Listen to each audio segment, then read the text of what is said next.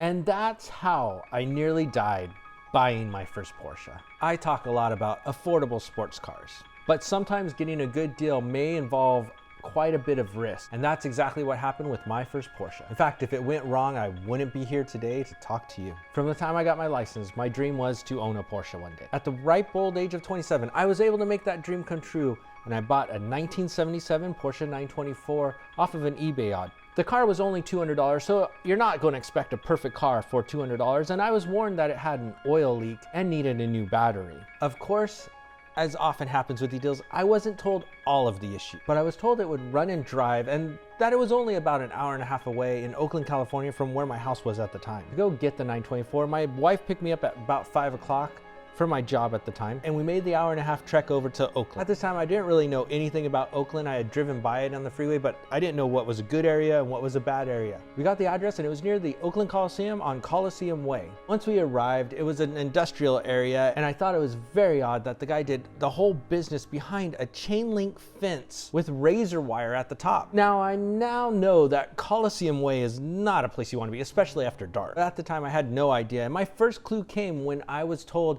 hey, it's getting dark, you better get that car out of here before sundown. Because I knew that there was a dead battery, I had brought a new battery with me. So my plan was just to start the car and get it driving quickly. But one problem I wasn't told was that the hood release cable was broken. So I couldn't just open the hood and get in there and change the battery. So while I'm fiddling with this cable, trying to figure out how am I going to get this hood open, two suspicious cars kept driving around the block. Now the people in the car, they looked like they were wearing gang attire, which is never a good thing. They kept driving around, but would stop from time to time yelling threats at each other. After a number of these threats, one stopped and said that he was going to take the other one out.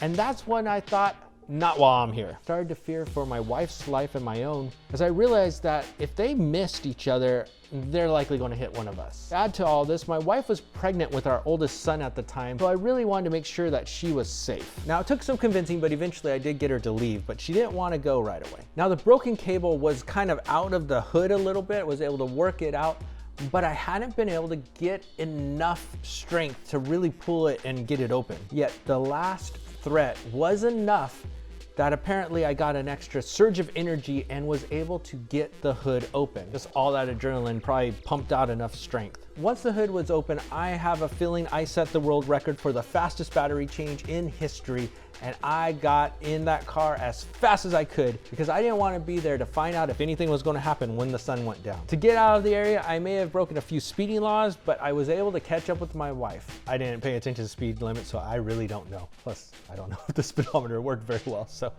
I really don't know how fast I was going. As I drove the car away, I felt very relieved, but I also realized that some deals just aren't worth it. And that's how I risked my life trying to buy a $200 Porsche 924. Not a good part of town, and there's not a lot of great parts of Oakland.